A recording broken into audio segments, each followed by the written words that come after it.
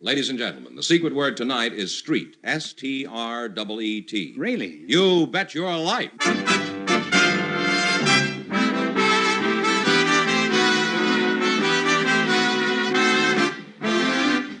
It's Groucho Marx in You Bet Your Life, the comedy quiz series produced and transcribed from Hollywood and brought to you by the DeSoto Plymouth Dealers of America, who invite you to see and drive the delightful, lovely DeSoto for 1956.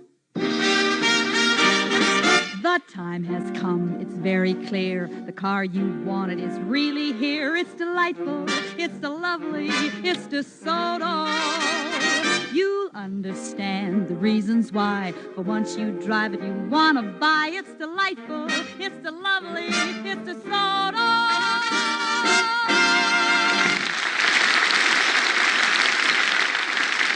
And now, here he is, the one, the only...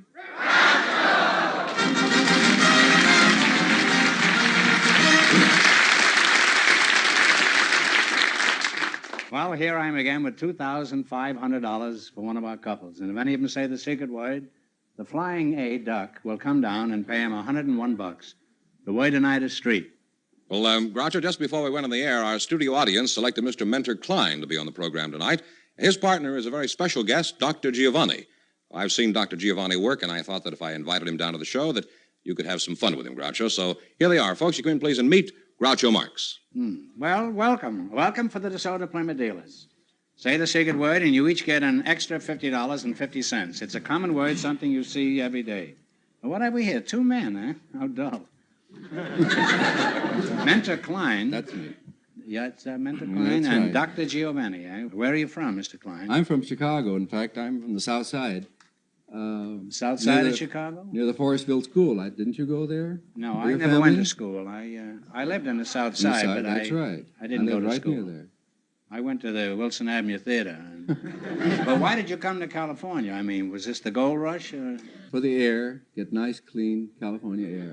I thought we Well, you're licking your wounds now, aren't you? I spent my declining years. Well, you'll spend your declining years will be very swift if you stay here. I would say about 3 more days of this will do it to all of us, huh? Are you for Hirat? Yes, I worked for the Pickwick Bookshop in Hollywood. I asked if you were married, and you said you worked for a I'm bookshop. sorry. I am married. I didn't understand your German. Yeah, well, it's not top grade German. You know. But you are married, huh? I'm married, yes. Despite the fact that you work in a bookshop. That's right. You know what? With the movies, television, and the do-it-yourself craze, I'm surprised there are any bookstores left. Do people still read? Oh, yes. People are more literate than ever, I think. They read more than ever. Is that true? Yes. I know. I went out and bought a book right after I bought my television set. One of the legs on the set was short, and I used it to prop it up. You're Dr. Giovanni? I am Dr. Giovanni. What kind of a doctor are you, doctor? I'm a manipulator. Oh, a manipulator. Yes, sir. Oh, in other words, you're a chiropractor, huh? No, I'm a manipulator. Well, but what kind of a manipulator are you, Doc? Well- You run a shell game down on Main Street? No, I'm picking pockets. I'm the world's greatest pickpocket. Well, that's a pretty strong statement there, Doctor. It happens I come from a long line of pickpockets. I am in a theater and I'm in nightclub. I ask from the audience people to come up, and I relieve them from the pocket book, from suspender, and watch whatever they got. I get them. You do this in a nightclub? Yes, sir. Pretty tough spots to operate, isn't Well, it? After the nightclub gets through, there's not much left in their wallets. How do you get away with this thievery, Doc? Don't people Well- know when you're extracting their money? no, I get money for it. I take them away, and Or do you return the money? Well, later on, yes. You mean about 20 years later? No, after the show. Well, a man would have to be pretty dumb to let you get away with anything like that. Do you just pick on squares, or have you ever lifted anything from anybody that was real smart? Well, it was Real cool, I mean. One Pardon me. one gentleman was very little, Was very really cool? outstanding. He was not too dumb. I took his pocketbook and his watch and his suspender, and the gentleman looked around less than 1 minute, and the name of the gentleman was J. Edgar Hoover. Well, what did Mr. Hoover say about this? Did he give you a... Well, he said... Did he take back his vacuum cleaner? No, he said, you are the fastest worker what I ever seen. And thank you, you returned me everything. Oh, I bet he says that to all the pickpockets. I don't think so. Well, Doc, I'm curious to see you operate. Let's see you take this bookman's wallet. Could you do that? Would you like to see? Yeah, I would love to see Step it. And over I'll be here. watching you like a hawk. You step over here and I watch need- that very careful. I need Now, some- usually, which pocket you think the pocketbook's supposed to be in the pocket? Well, they usually have it over here on the No, left-hand side, don't they? no. This pocketbook is in that one, you see? Now, how did you know that so it's quickly? here. This is it. This is something? You like it? Yeah, I'm crazy How about you it. like this one? Come here.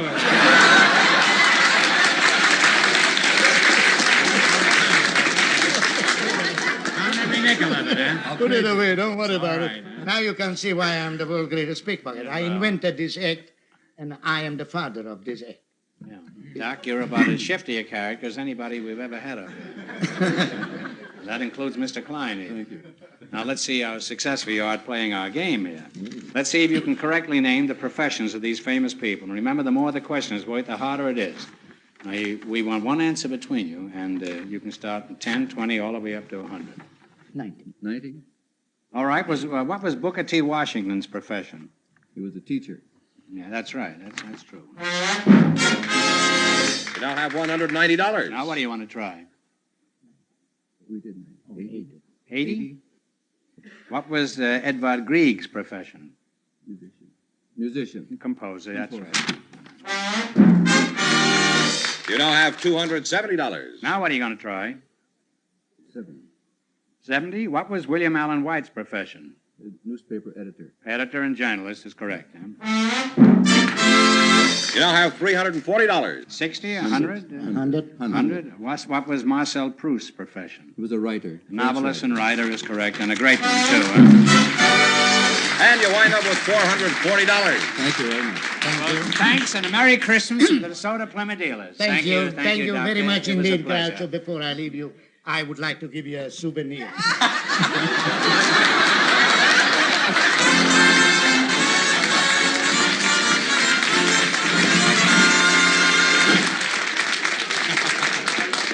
Whether you're driving on a long cross-country trip or wheeling your way through city traffic, you'll stay more alert and safe when you drive the new 1956 DeSoto with full-time power steering, one of the new DeSoto's great safety features. It does all the work all the time. You have all the fun of safer, relaxed driving. The new forward-look DeSoto gives you many additional safety features, too. Features the DeSoto has had for years. Safety rim wheels, power brakes, a unique, completely independent handbrake, plus safety door locks and optional seat belts. DeSoto's exclusive push-button drive selector is a safety feature, too. It's out of everyone's reach but yours, and you can't make a mistake using it. In a word, with the new DeSoto, you get everything for safer, more enjoyable driving, plus the greatest price deal imaginable. We dare you to compare DeSoto with cars priced $2,000 higher. Yet you can get a wonderful deal on the new DeSoto today. That's because DeSoto sales have already doubled last year's. Compare. Drive and price a DeSoto before you decide. And remember, for a Christmas gift that will give the whole family pleasure all year round, give the delightful, lovely DeSoto for 1956.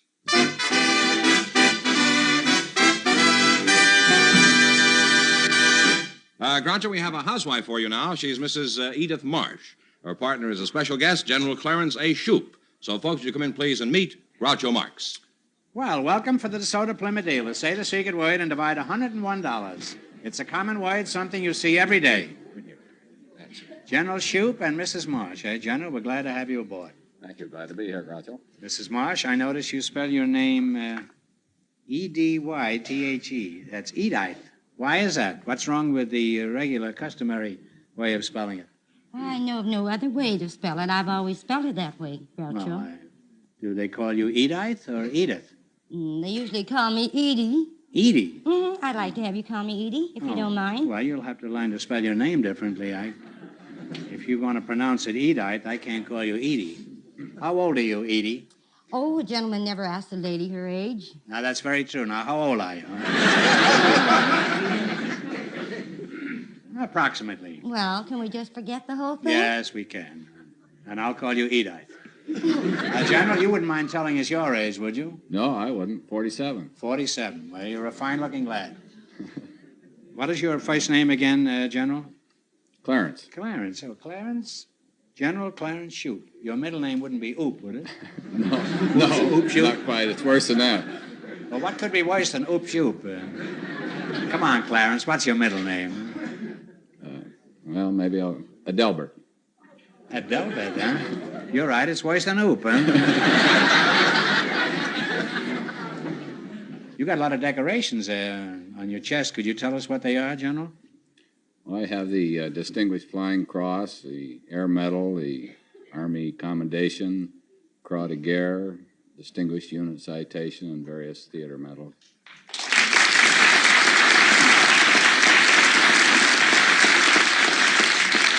You could probably wear a lot more if you wanted to, couldn't you? Not legally. No, I think you're just being modest. Well, I'm sure the Marine Corps must be very proud of you. Are you living at Camp Pendleton? Groucho, this happens to be an Air Force uniform I'm wearing, and I live in Beverly Hills. You mean there's an Air Force base in Beverly Hills? Good place. I always thought all that commotion came from a pack of Cub Scouts who escaped from their den mother.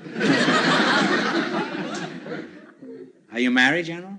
Yes, I am. Oh, you've seen a lot of fighting, huh? Any of those medals for matrimony? No, I don't wear those. Those are not usually seen, are they? No, those are There's scallops on the back of your neck. behind the scenes. How did you meet your commanding officer? Well, I met her in Palm Springs. She was down there on a vacation with Alexis Smith, and a friend of mine from Lockheed, Louis Wolfkiller, and I went down for a weekend just before I went overseas, and he introduced us. Oh, Alexis Smith. And is your wife an actress, too? Yes, she's Julie Bishop. Oh.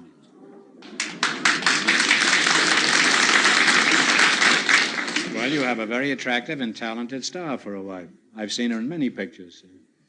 What are your duties these days with the Air Force? I'm commander of the 146th Fighter Interceptor Wing of the California Air National Guard. Oh. What does California need an Air Force for? We have no air out here. What do you fly in? Nothing but smog, huh? We get above the smog. How high do you have to go before you get out of the smog? It wasn't very high today. It was only up about 900 feet. Oh. Actually, we're the Air National Guard is a reserve component of the United States Air Force, and we're part of the Air Defense Command. And in that category, we are engaged in a portion of the air defense of Southern California. We operate under tactical air control. The 27th Air Division is a regular Air Force unit. What are the advantages of joining an outfit like this, General? Well, I think it's terrific, Groucho. It's a wonderful opportunity for young men now. They can serve their military obligation and still stay at home. We do most of our work on weekends or evenings, and these boys can maintain their normal living. If they're going to college, they can go out and serve in the Air National Guard and complete their military obligation. It's a terrific opportunity. I gather you recommend this as a good part-time career for young men, don't you? I certainly do, and I can speak from experience. I started out as a private and worked my way up to my present position.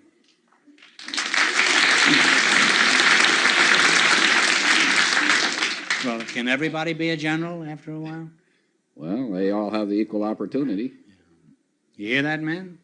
Join this outfit immediately, and you too can marry a girl like Julie Bishop. Well, you're an unusual team, and I wish I could talk at greater length, but the time has come for you to earn some greenbacks. I know you desperately need this money.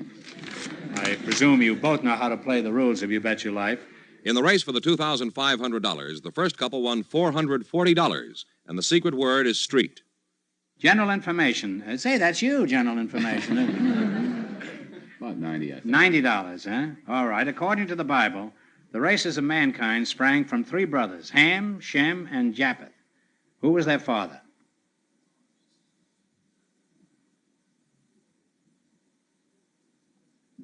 See if the general's been doing his homework.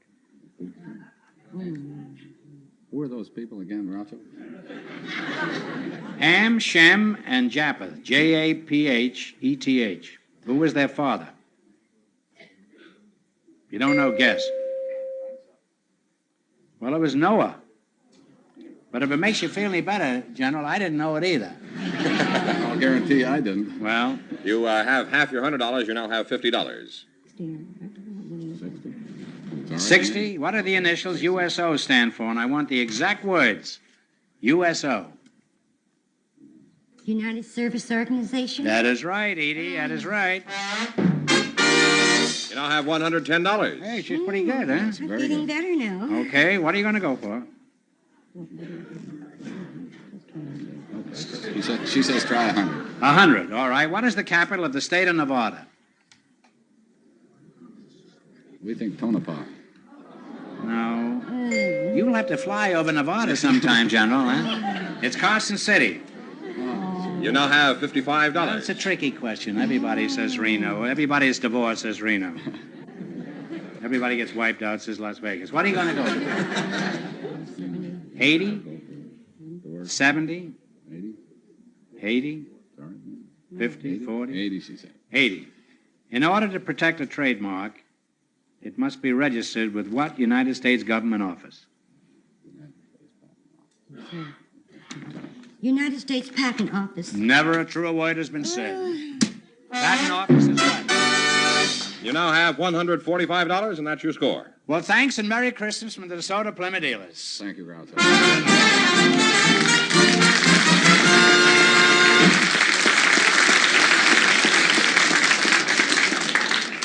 Groucho, we have a young married couple for you, Mr. and Mrs. Arnie Wallstrom. Folks, would you come in, please, and meet Groucho Marx. Welcome for the DeSoto Plymouth dealers. Say the secret word and take home an extra $101. It's a common word, something you see every day.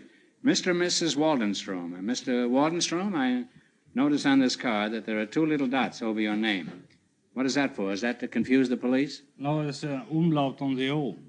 In Sweden, you pronounce the name Waldenström. Waldenstrom? Waldenström, yes. Oh, I see. Well, where is your home, Mr. Waldenstrom? Sweden, Stockholm. Oh, you're Mrs. Waldenstrom. Yes, huh? I'm What is your first name? We like to get as informal as quickly as possible here. Aggie. Aggie, eh? Oh, well, is that a Swedish name, Aggie? No, that's a Hungarian name, but when I went to Sweden, that was a Swedish name. Oh, you're Hungarish, huh? I am Hungarian. No, Oh. in this case, it's Hungarian name, but here in the States, they have He's- Agnes and Aggie. He's a Svensker and you're a Hungarian. Yes. Well, where do you live, Aggie? In Hungary or Sweden? No, in San Pedro. Well, is that in Sweden or Hungary, huh? No, it's Los Angeles Harbor. Oh, you live in the harbor, huh? Yeah. I don't know whether I'm getting Hungarian goulash or smorgasbord. Arnie, what are you doing in San Pedro? Are you running from the police in Sweden? Oh, no, I'm the head of the Swedish Maritime Division in San Pedro. Well, you're a diplomat? Is that Yes. what you... What do you do at San Pedro? See that no Norwegian sardines swim into the harbor? Now I take care of the Swedish vessels and Swedish seamen. I issue seaman's passport for them. Oh, don't you have to know a lot of languages to be a diplomat, Arnie? How many languages do you know? About, I don't know, English, German, French, Spanish, and then Swedish, of course. Well, could you say something in all these languages? Say something about me in Swedish, Norwegian, Danish, French, Spanish, and German. Men jag har ett underligt ansikte. In Swedish, in Spanish, usted tiene una cara extraordinaria. And then in German, Sie haben ein besonderes Gesicht. I've just been insulted in 6 different languages. Now, what did you actually say? You have an unusual face. I have a fruitful face? Unusual face. Unusual? Yes.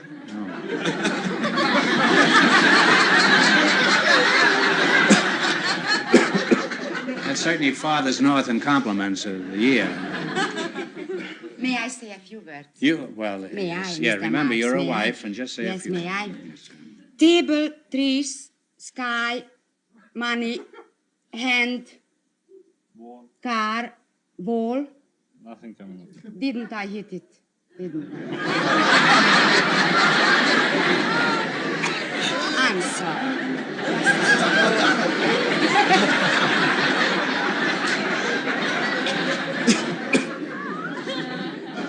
You know, In Hungary, you know, they say how you make an omelet in Hungary. They say, first you steal 2 eggs. That's the first step. And somebody once said, if you have a Hungarian for a friend, you don't need any enemies. And this is living proof of what I've just been talking about. Here's a woman had the effrontery to name 8 different secret words and fortunately didn't hit it. Well, how do you like being an American housewife? What do you think of our electric garbage disposals, automatic dishwashers, and all the American gadgets that we have today? They are great. They are wonderful. But he wouldn't let me buy those things because, you know, he wants to pay everything with cash. Cash? I like to pay for credit as the American people does. I mean, you buy and then you pay. But with him, that's impossible. Just cash. Arnie, is this true? You want to buy everything for cash? Not everything, but more or less. That's un-American, Arnie. You keep that up and you'll pauperize the entire American economy. It's a lucky thing you have diplomatic immunity. You know, you could get thrown in jail for wanting to pay cash. After you're here long, you'll realize that in this country, nobody lives within their means. Arnie, Sweden is a democracy like ours, isn't it? Yes. But don't you have a king there, too? Yeah, sure we have. Well, do you have elections? Who's running for king this year? We have a permanent one. You have what? A permanent king. A permanent king? Yeah. You know, 1956 is a big election year in this country. What is your biggest election? We just had an election about driving, if the people wanted to drive on the left side or on the right side. That's what the whole election was about? Yeah.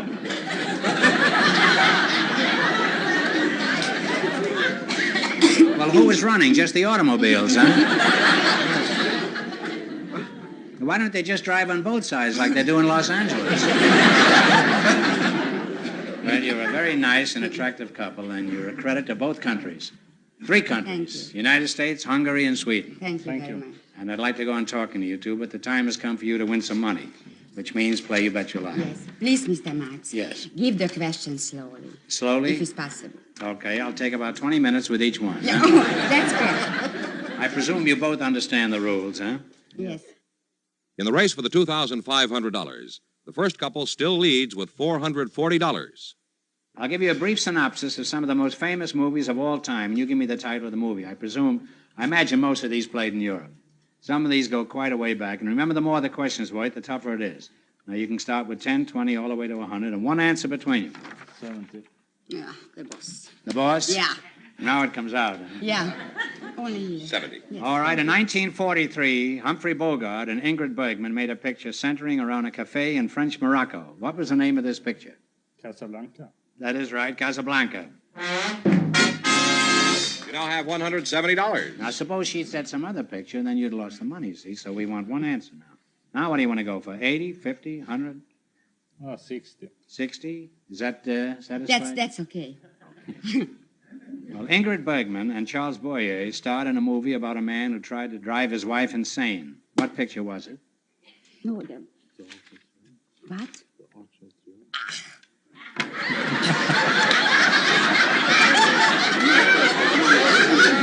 They're married, all right. If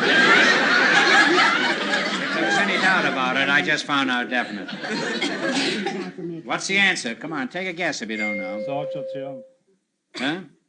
What would you say? The Arch of Triumph. No, it was Gaslight. Yes. Gaslight. They now have $85. You now have $85. Now, what do you want to go for? 80, 90, 60? I 60 say you've 50. had. 50.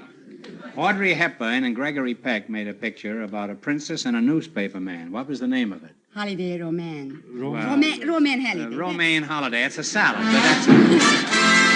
And you now have $135. I had that at a nightclub, Holiday Romaine. It's very good. With Hungarian dressing. Now what are you going to go for? 40. 40? Yes. Gloria Swanson made a movie about a silent picture star who fell in love with a young screenwriter. What was the name of this picture? Sunset Boulevard. Sunset Boulevard is right. Don't go any further.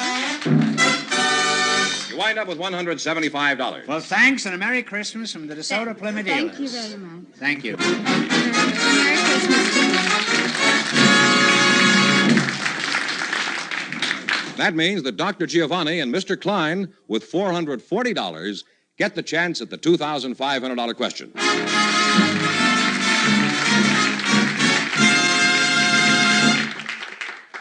The delightful, lovely DeSoto for 1956 has made such a tremendous hit with so many people that sales have doubled last year's.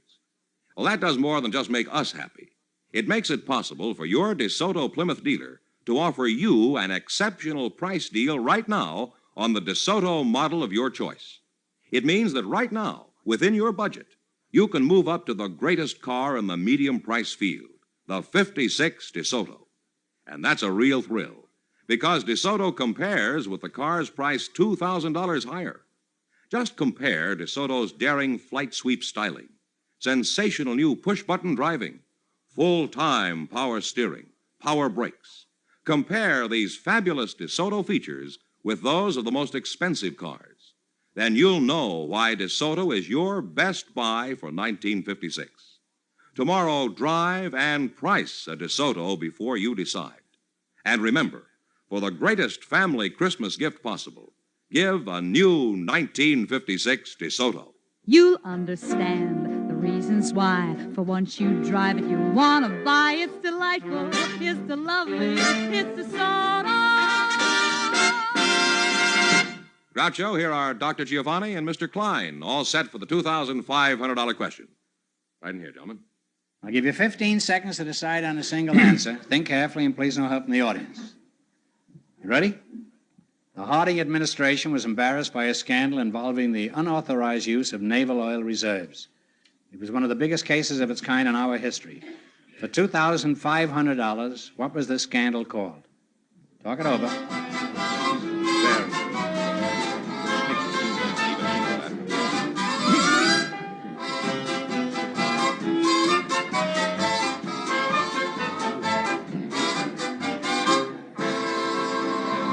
What is the answer you two have decided upon? Teapot Dome. That's absolutely right, Teapot Dome.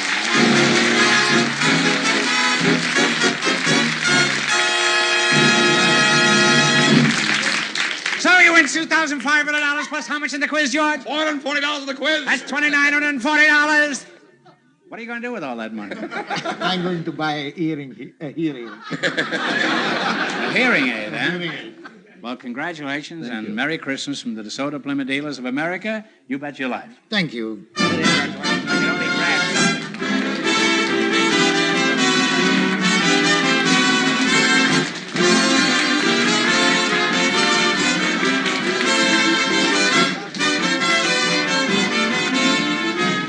Be sure to tune in again next Wednesday night at the same time for the Groucho Marx Show, when the big question will be worth $1,000.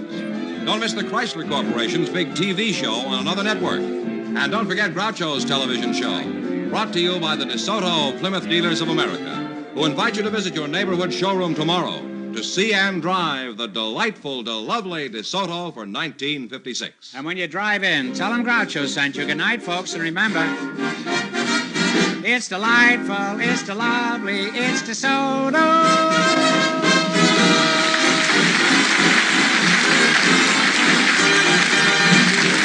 Here's a reminder from the National Safety Council. Remember the motto: if you drive, don't drink. If you drink, don't drive. Obey its warning. You Bet Your Life, transcribed from Hollywood, is produced by John Goodell. Directed by Robert Dwan and Bernie Smith. Music by Jack Meakin. This is George Fenneman signing off for the DeSoto Plymouth Dealers of America. You Bet Your Life is heard by our armed forces throughout the world.